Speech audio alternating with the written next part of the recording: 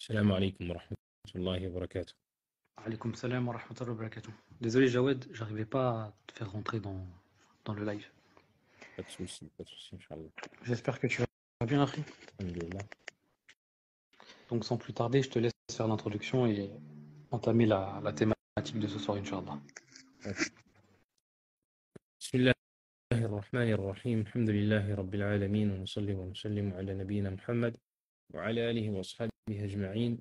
اللهم علمنا ما ينفعنا وانفعنا بما علمتنا وزدنا علما وعملا يا رب العالمين. Bienvenue à tous dans ce nouveau live de notre série autour des épouses du meilleur des hommes sallallahu alayhi wa sallam. Donc dans ce live, bi'idhnillahi ta'ala, on va revenir sur l'une des épouses du prophète sallallahu alayhi wa sallam comme on a l'habitude de le faire, en axant justement sa biographie et la découverte de cette personnalité de l'histoire de l'islam à travers une thématique qu'elle a marquée ou que sa biographie appuie, Inch'Allah ta'ala.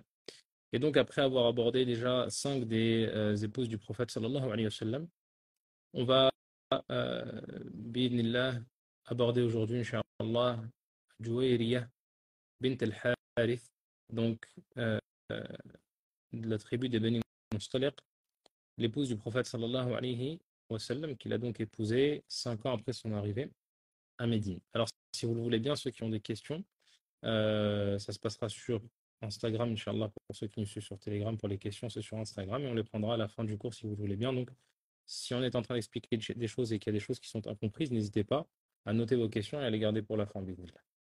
Alors, Juwayriya, qui est-elle? Ce qu'il faut comprendre, c'est que Juwayriya est donc la fille d'un chef de tribu.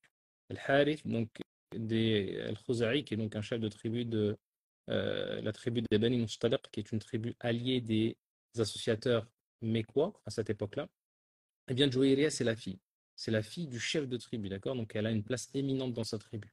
À savoir que ce nom-là, au passage, Juwayriya, c'est ce qu'on appelle un ism tasghir, c'est-à-dire que c'est une forme de diminutif, si vous le voulez. Comme on a par exemple Umayr pour Omar, Suleyman pour Salman, donc qui sont des noms qui sont des diminutifs. Donc Umayr c'est le petit Omar, Suleyman c'est le petit Salman, et donc Juwayriya est le ism tasghir, c'est la petite Jawra. Et Al-Jawra en arabe c'est la fleur rouge. Donc c'est encore une fois, on voit ici la consonance, la belle consonance de ce nom-là, qui est à la base n'est pas le nom de cette femme-là, radiyallahu anha, parce que son nom de base c'est Barra.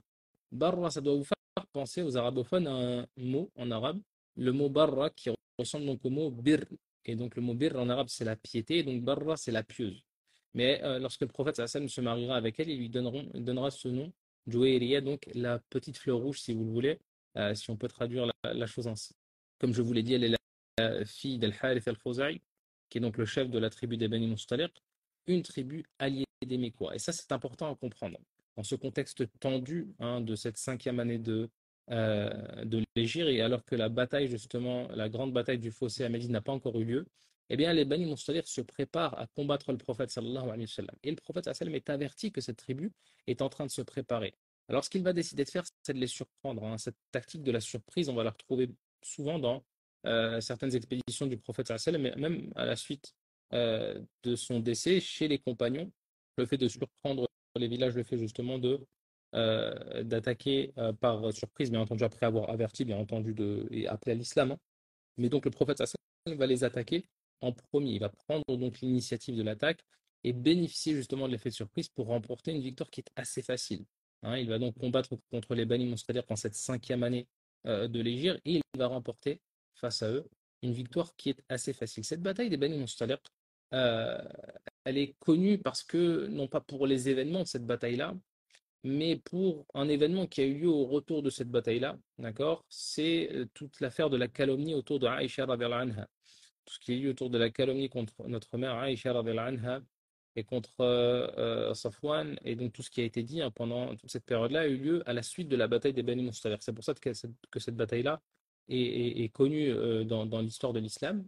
Ce qu'on sait moins, c'est que, eh bien, à la suite de cette bataille-là, eh bien, le prophète sallallahu alayhi wa sallam va eh bien, tout simplement prendre pour époux Juwayriya. Alors, comment est-ce que ça va se passer? Il faut savoir que Juwayriya de base, donc elle ne s'appelle pas encore comme ça, elle s'appelle Barra à ce moment-là, elle était mariée avec un de ses cousins. D'accord? Elle était mariée avec un de ses cousins, mais ce dernier va perdre la vie lors de la bataille contre les musulmans, justement. Elle était donc veuve juste après cette bataille-là. Et comme c'était l'habitude à cette époque-là, à la suite d'une bataille, on récupère ce qu'on appelle un butin de guerre. Donc, c'est des biens matériels, ça peut être des épées, des boucliers sur lesquels il pouvait y avoir eh bien, certains métaux précieux, mais également de l'équipement, etc. C'était quelque chose qui valait son pesant d'or et qui était recherché justement par les combattants. Et, et parmi également les choses qu'on récupérait ou qu'on se partageait, c'était les captifs de guerre. D'accord? Ça pouvait être les veuves ou les personnes de la tribu. Alors, chose également importante à comprendre ici, parce que parfois on comprend mal cette notion de captif en islam ou bien d'esclave. Parce que ces termes-là, c'est des termes qui sont violents dans notre vocabulaire contemporain.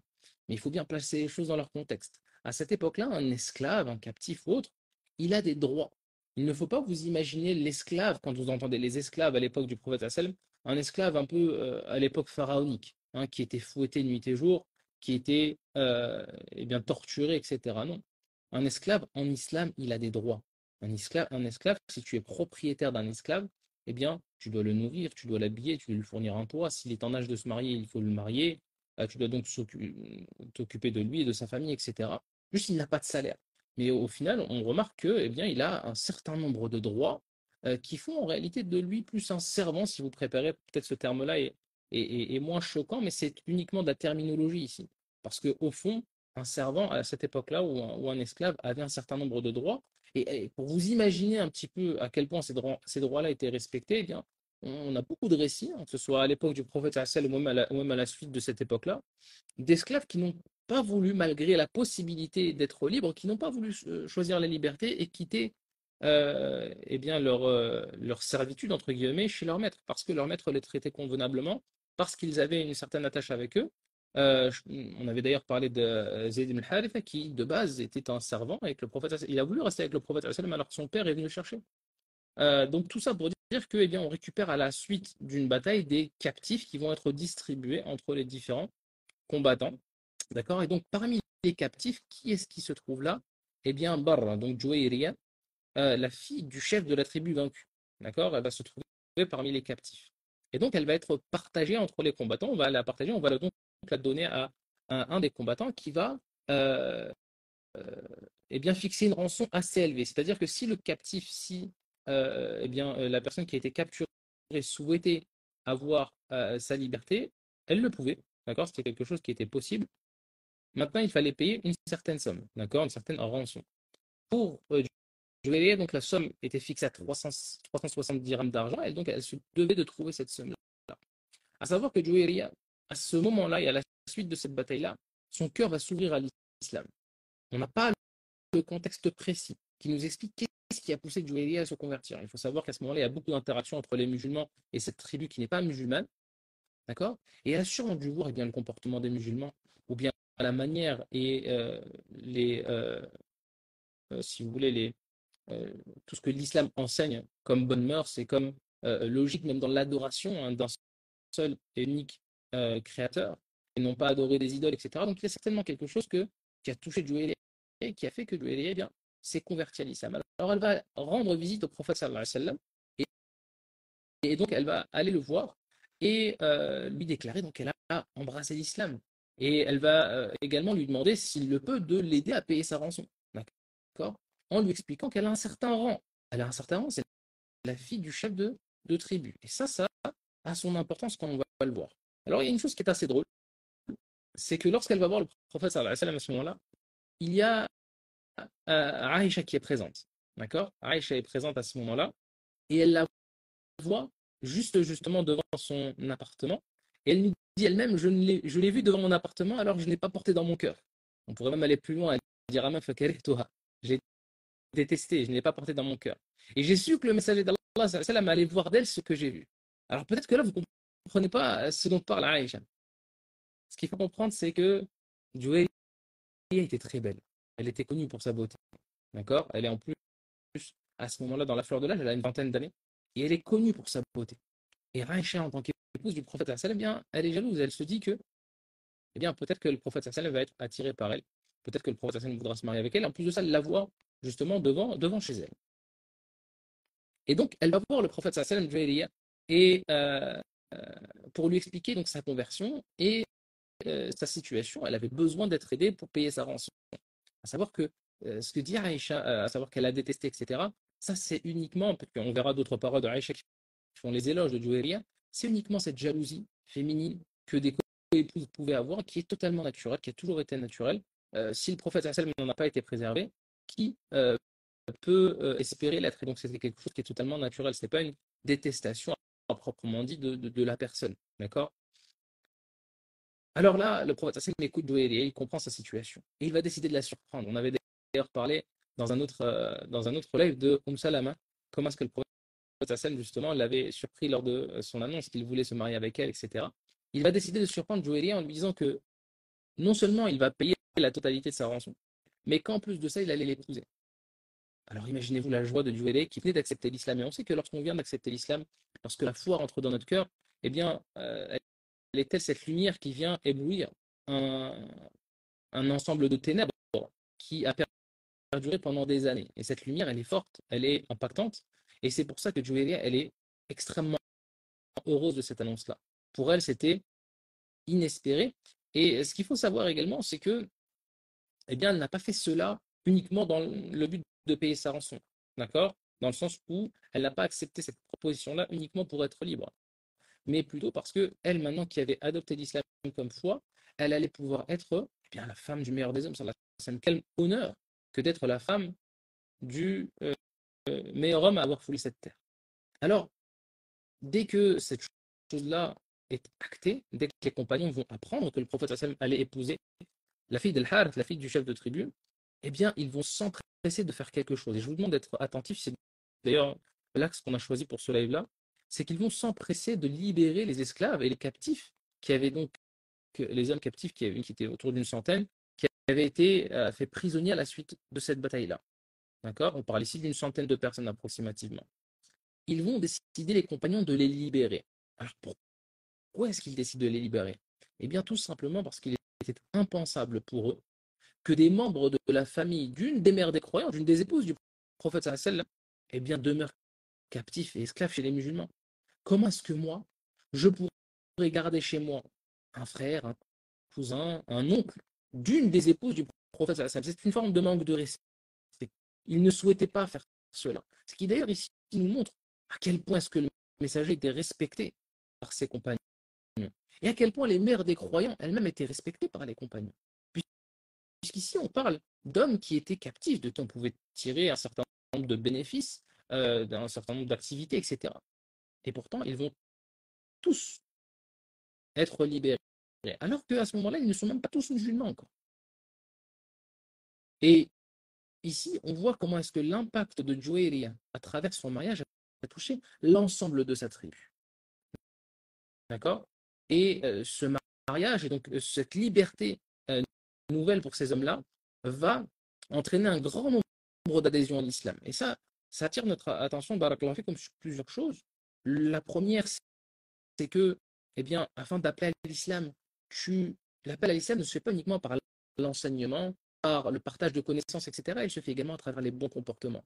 Et combien de personnes, lorsqu'ils voient les musulmans et lorsqu'ils voient le bon comportement du musulman, eh bien, se posent des questions. Qu'est-ce qui pousse ces personnes à agir de cette manière-là? Qu'est-ce qui pousse ces hommes et ces femmes à, eh bien, tout simplement, à agir avec moi comme leurs propres frères, leurs propres sœurs? Ils agissent avec moi mieux que mes enfants agissent avec moi. Et on ne se rend pas compte à quel point cela attire justement sur euh, l'étude de l'islam, de l'origine de cette religion, etc. Donc c'est une forme de da'wah, c'est une forme d'appel à l'islam. Ça, c'est la première des choses. La deuxième, c'est un rappel de pourquoi est-ce que le messager sallallahu alayhi wa sallam se marie. Ici, on peut se dire que le messager sallallahu alayhi wa sallam se marie avec Juwayriya. Il est assez âgé à ce moment-là. D'accord? Il a autour sallallahu alayhi wa sallam, de 57 ans. Mais lorsqu'il se marie avec elle, ce n'est pas pour sa beauté. Quand bien même certains ont pu l'affirmer. En réalité, il cherchait justement avec elle à faire adhérer toute cette tribu des Bani, c'est-à-dire à l'islam. Et ça, on le retrouve beaucoup dans les mariages du prophète sallam, qui ne sont pas uniquement des mariages à but charnel, quand bien même ce serait quelque chose d'autorisé. Mais on voit que, eh bien, dans ses choix, dans cette décision, eh bien, seule une de ses épouses n'avait jamais été mariée auparavant. Très souvent, ces choix sont à but sociologique, à but politique, à but justement de renforcer cette société musulmane. D'accord? Et ça, c'est quelque chose qui est très important. Il faut savoir également que le butin qui avait été, le butin euh, à travers l'argent, à travers les biens qui avaient été euh, eh bien, pris par les musulmans lors de cette bataille, a été rendu à ces personnes-là. C'est des choses qui sont inimaginables à cette époque-là, à une époque où les tribus qui n'étaient pas musulmanes agissaient de la pire des manières avec les captifs de guerre.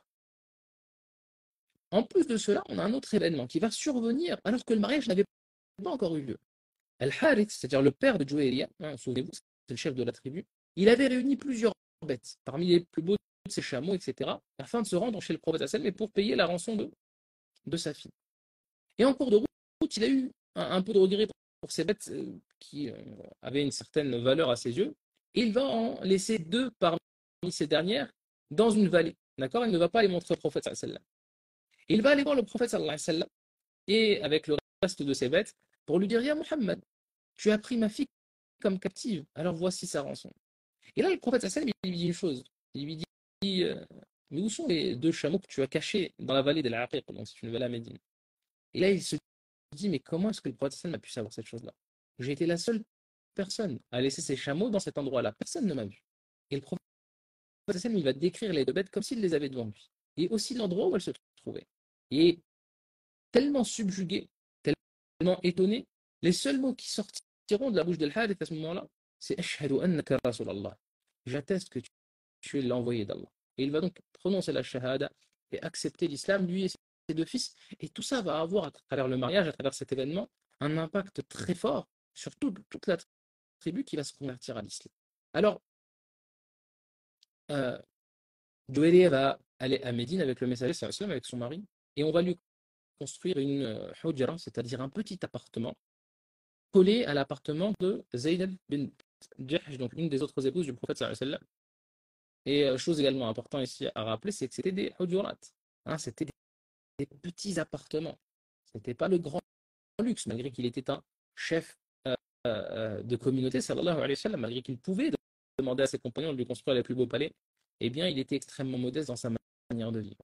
À la suite de cet événement, Aïcha, souvenez-vous, celle dont on a dit qu'elle craignait de Juwayriya, justement sa beauté, etc., elle dira, je ne connais aucune femme, écoutez bien, qui ait été une telle bénédiction pour son peuple. C'est-à-dire que je ne connais personne qui a eu tant d'impact en termes de baraka, en termes de bénédiction, de bien, pour sa communauté, pour son peuple que Juwayriya. Pourquoi? Eh bien parce qu'à travers ce mariage-là, elle va être la cause de la conversion de centaines de personnes, de la liberté de centaines de personnes, et donc une forme de da'wah. Et ça nous fait poser une question, ça nous amène à une question qui est de savoir comment est-ce que nous, à notre échelle, individuellement, on peut être une forme de baraka pour les nôtres, que ce soit à travers nos familles avant tout, nos proches. Qu'est-ce que je peux faire dans mon cercle familial, dans mon voisinage, dans ma communauté? À travers quelles actions est-ce que je peux agir?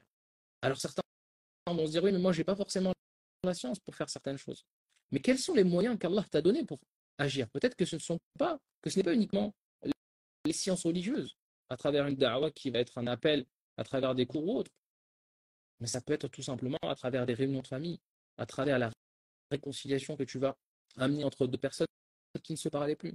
Peut-être c'est des biens que tu possèdes que tu vas dépenser dans eh bien, l'appel à l'islam, que tu vas dépenser dans l'unité des tiens, l'unité de ton voisinage, de ta famille, de ta communauté. Soit une baraka pour les tiens, soit une forme de bien pour les tiens.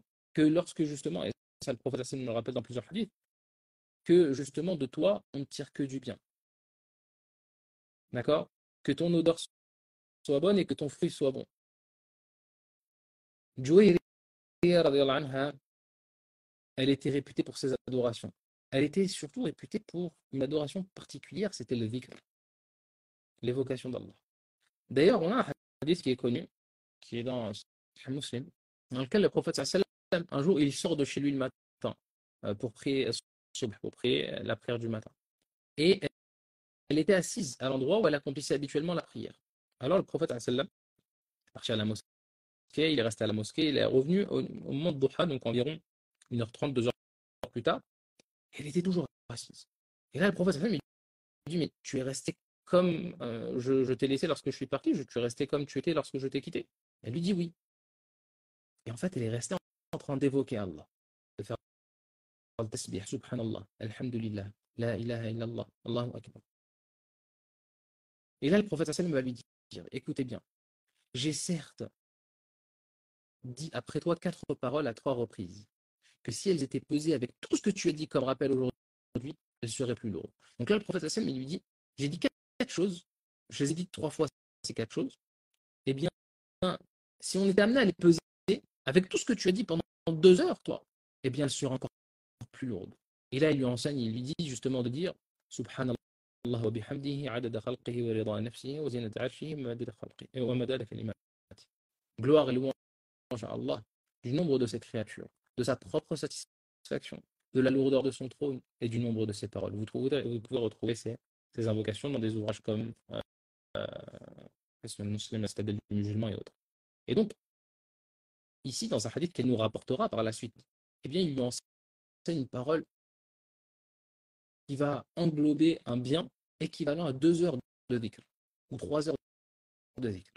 Et ça nous rappelle encore une fois ici l'importance de la science en islam. Quand tu connais ta religion en islam, tu connais les choses les plus importantes, tu connais les choses qui amènent de plus grandes récompenses, tu connais les choses qui te permettent justement d'être efficient dans ton temps et dans tes adorations. C'est ça également le bénéfice du ilm, les bénéfices de la science. C'est que tu augmentes le poids de ta balance de hasanat plus rapidement que l'ignorant. Parce que tu as connaissance justement des actes des actes et des paroles qui ont une valeur encore plus grande que les autres. Ça nous rappelle également ici l'importance de la transmission de ce que tu connais, lorsque tu la maîtrises, bien entendu. Parce que ces paroles, eh bien, c'est Juwayriya qui nous les a transmises. Et toutes les personnes, à travers l'histoire islamique, à travers les différentes contrées du monde musulman, de l'Andalousie à l'Indonésie, qui sont amenées à dire ces paroles-là, eh bien, Juwayriya aura été la cause, car c'est elle qui nous les a transmises. Et elle aura la même récompense que toutes les personnes qui auront dit ces paroles-là. Comme l'a dit le prophète sallam, celui qui montre un bien a la même récompense que celui qui l'effectue. D'où l'importance de transmettre le bien. D'ailleurs, elle sera également connue pour sa piété. C'est jeune, elle jeûnait beaucoup, et c'est elle qui nous rapportera le fait que le prophète sallam a précisé, lors du jeûne surrogatoire, lorsque tu souhaites jeûner en dehors de Ramadan, etc., que le musulman ne doit pas jeûner le vendredi de manière isolée, d'accord, qu'il doit lui annexer le jeudi, le jeudi ou le samedi. On nous décrit également qu'elle avait une grande sagesse et qu'elle avait donc de très bonnes relations avec les autres mères des croyants. À la suite de la mort du prophète sallam, on ne rapporte pas que Juwayriya a joué un grand rôle dans la politique qui a suivi justement la mort du prophète sallallahu alayhi wa sallam, ou bien durant les califats, que ce soit de celui d'Abu Bakr, de Omar, de Othman, de Ali ou autre. Et elle est donc morte en l'an 56 de l'Égypte à Médine sous le califat de Muawiyah ibn Abi Sufyan, à l'âge de 70 ans. Certains disent qu'elle est morte un petit peu plus tôt, d'autres qu'elle serait morte en 57, la même année qu'Aïcha radhiyallahu anha. Allahu a'lam, ala kulli hal, elles sont toutes deux, ainsi que 7 épouses du prophète sallam, elles sont enterrées dans le cimetière de Baqi' à Médine. On demande à Allah Azza wa Jal de l'agréer, de lui faire miséricorde et de nous réunir avec elle et l'ensemble des mères des croyants et le prophète sallallahu alayhi wa sallam dans les plus hauts degrés de son paradis.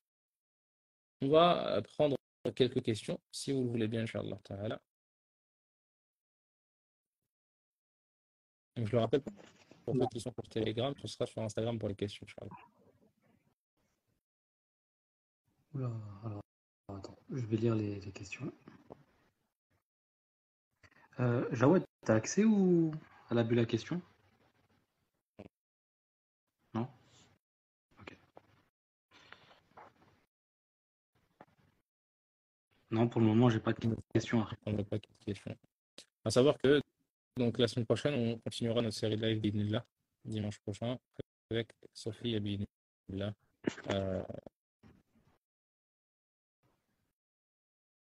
Inch'Allah. Donc, si certains ont des questions, prends les questions. Sinon, on clôturer Bidnillah. À savoir que quand on parle de dirham, donc certains se posent la question, on a dit que Juwayriya était captive et que sa rançon était de 360 dirhams. Donc, dirham, à l'époque, c'était donc la monnaie. À l'époque du prophète, sallallahu alayhi wa sallam, on avait le dinar d'or et le dirham d'argent, d'accord, qui n'ont rien à voir avec les dinars et les dirhams contemporains qu'on peut retrouver dans certains pays musulmans. On avait donc des monnaies qui étaient basées sur l'or ou l'argent. Si vous voulez à peu près 12 dirhams, ça faisait un dinar, et un dinar, c'est à peu près 4,25 grammes d'argent. Donc ça, au moins, ça vous permet de faire certaines équivalences à notre époque lorsque vous lisez certains textes, certaines dots des épouses du prophète sallam ou d'autres mères des croyants.